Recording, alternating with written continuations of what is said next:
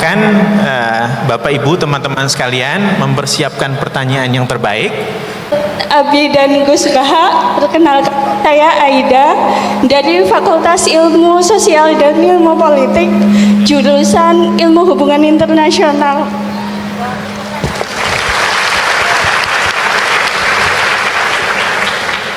Tadi saya tertarik sekali dengan pemaparan Abi tentang merawat ukhuwah kebangsaan saat ini. Kula jadi ingat Al-Anbiya 107. Bismillahirrahmanirrahim. Wa ma arsalnaka illa rahmatan lil alamin. Mohon tips saking Abi dan Gus Baha, gimana kami mahasiswa yang masih keroco mumet dan sering hilang kendali saat menghadapi teman-teman yang ngeyel dan tidak bisa didebat untuk tetap merawat ukhuwah dan tidak kehilangan kepala. Setidaknya matur suwun, mohon dijawab masing-masing Abi dan Gus Baha. Mungkin nanti ada tambahan juga dari Prof. Ova, inggih monggo.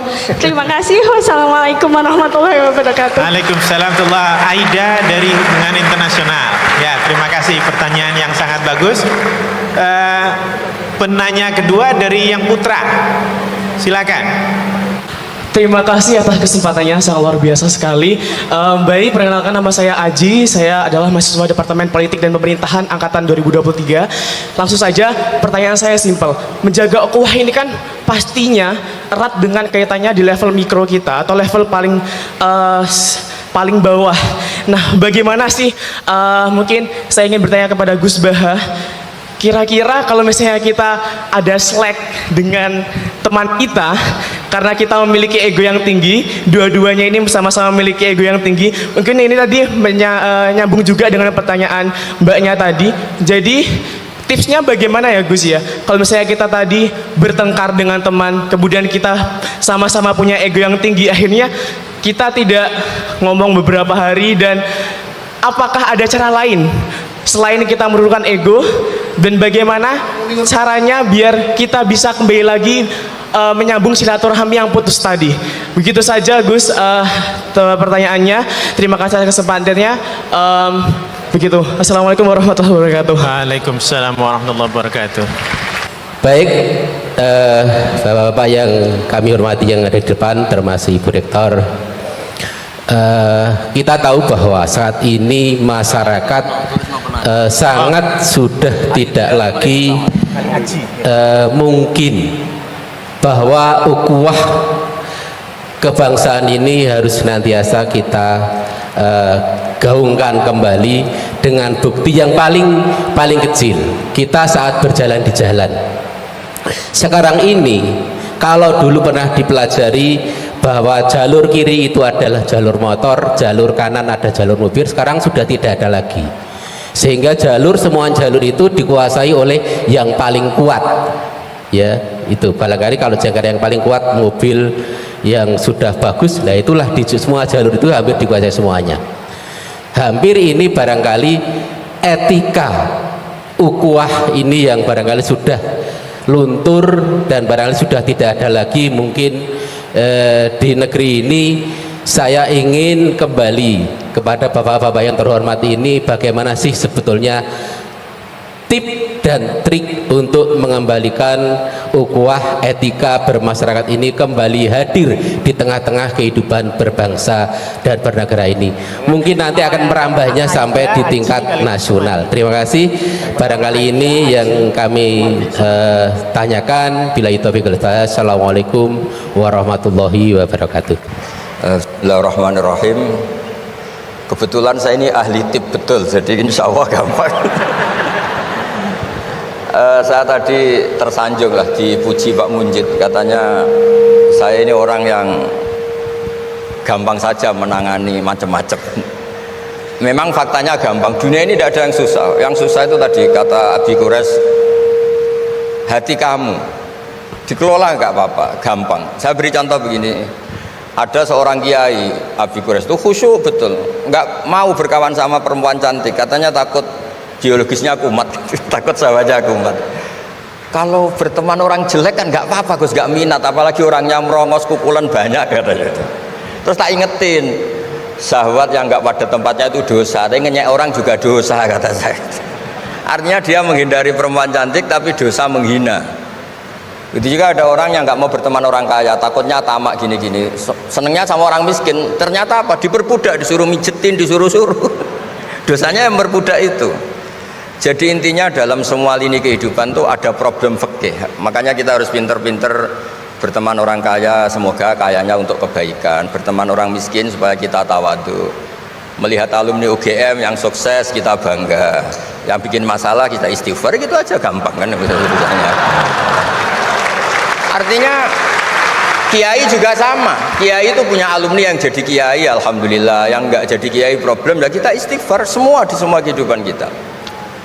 Nah, kata bapak, ini bapak saya, kalau pagi-pagi Abi Quraisy itu ada orang nyun sewu, orang miskin, sholatnya pas-pasan, pakai celana pendek, pagi-pagi rokok di warung. Bapak itu mesti bilang gini, "Hak, aku sing kiai ra mesti sebahagia itu." Sudah marung, nggak punya uang, ngutang, itu nyingkrang bahagianya, masya Allah. Itu kata bapak, itu rahmatnya Allah. Orang nggak punya karya, nggak punya prestasi sebahagia itu, jangan diganggu kan. Selama ini kita sebagai akademisi, sebagai dosen juga ikut salah, melahirkan satu faham, bahagia itu kalau jadi dosen, bahagia itu kalau jadi rektor, jadi menteri, sehingga orang itu tidak kok berbahagia dengan kesehariannya. Padahal orang seperti itu, sering saya ketemu orang nganggur itu, wah enak Gus jadi wong nganggur lah, jadi menteri dikongkon presiden, jadi pejabat esok kudu ngantor, jadi wong biasa enak, wae turu-turu, wae ngopi-ngopi gitu. Intinya bahagia seperti ini tidak usah dibatalkan, biar aja tetap bahagia seperti itu. Karena kalau kamu jadi dosen, nyanyi Anda di UGM juga kamu nggak mau. Jadi itu penting, ngelola kebahagiaan itu penting. Jadi ini Mbak Aida, Mbak Aji, semuanya harus dilatih lah, bahagia itu dilatih. Syukur-syukur model wali ya, terus sujud, terus sungkem di Allah. Kalau nggak model wali ya dilatih yang gampang-gampang. Saya teringat konflik itu dimulai dari tersinggung. Saya ulang lagi, konflik itu dimulai dari tersinggung. Saya punya sekian khazanah tentang ngelola tersinggung. Saya berkali-kali cerita itu. Suatu saat Imam Syafi'i didatangi orang, cium tangan, terus hormat. Setelah itu orangnya menghujat. Dilaporkan sama santrinya, itu orang yang tadi nyium engkau, di luar menghujat engkau, menghina engkau. Imam Syafi'i tertawa-tawa, baguslah saya wibawa, di depan saya agak berani. Enteng saja, dianggap enteng saja. Enggak kok, wah itu khianat, itu munafik, enggak. Alhamdulillah saya wibawa, buktinya di depan saya tidak berani. Nah ini tip Bu Rektor, kalau ada yang ngerasain jenengan di luar, alhamdulillah di depan saya tidak berani. Jadi enteng saja. Diceritain lagi, orang separuh dari kampung ini nggak suka jenengan Imam Syafi'i karena engkau terlalu ngedikan hak. Baguslah, kalau nggak suka saya berarti nggak ngutang saya. Yang masalah tuh yang suka-suka itu bisik-bisik minta-minta. Jadi dianggap enteng saja. Kalau Anda sudah bisa ngelola konflik seperti itu, ringan saja. Ada lagi ulama disuruh ke tetangganya, setelah datang ke rumahnya, irji falah hajata libik, sudah kamu kembali, saya tidak butuh kamu. Setelah sampai rumah dipanggil lagi, ya saya jadi butuh kamu, silahkan ke rumah. Datang lagi sampai 3 kali. Dan setiap dari 3 itu ulama tadi senyum, senang, puas sekali. Akhirnya pemuda tadi tanya, engkau saya bully, saya kerjain kok tetap senang ceria. Sampai 3 kali, ayo datang ke rumah saya. Setelah sampai rumahnya, sudah pulang aja, saya tidak butuh kamu. Setelah di rumah dipanggil lagi, Pak Yai jadi acara di rumah saya. Setelah di rumahnya, sudah saya tidak butuh kamu, pulang. Sampai 3 kali. Dan fikul lil marroh, di fitil kal marroh, di semua itu beliau senyum, senang menikmati. Terus tanya pemuda tadi, kenapa engkau tetap senyum-senyum menikmati? Saya ini penghamba Allah sejati, senang saya sama ajarannya Allah, disuruh menghormati tetangga. Kamu tetangga saya, minta saya datang ya datang, puas kamu nyuruh saya pulang ya saya pulang. Alhamdulillah saya jadi hamba Allah yang baik, ngikuti perintah Allah, hormat tetangga, katanya. Sama kita di Indonesia gitu, kalau Anda tidak sefaham dengan presiden atau dengan bupati, perintah Allah itu hubungan dengan mereka baik, cocok tidak cocok harus baik, itu perintah Allah. Jangan yang cocok jika kita membebek, tidak punya prinsip, tidak punya ideologi. Saya diundang di sini, kalau nuruti nafsu saya tidak cocok, kiai kok diatur-atur. Tapi perintah Allah disuruh menghormati kawan, kata Rasulullah di sebuah hadis, inna min abaril birri silatar rajul ahla wuddi abih. Kebaikan tertinggi itu adalah berkawan baik sama teman bapaknya. Saya ini dekat sekali sama Profesor Zaini Dahlan, sehingga harus hormati putrinya. Sebetulnya wajib hormat tuh dosen UGM, kalau nggak dipecat kan. Tapi saya punya konstitusi sendiri. Jadi kalau hidup kamu sudah bertautan dengan Allah, semuanya indah. Maka yu'minu billahi wal yaumil akhir falyukrim jarahu. Kalau kamu iman sama Allah dan Rasul, hormati tetangga kamu. Bukan pakai hukum sosial, kalau baik saya baiki, kalau enggak. Berarti Anda terdikte oleh makhluk. Terdiktelah oleh Allah Subhanahu wa taala yang suruh supaya kita selalu baik.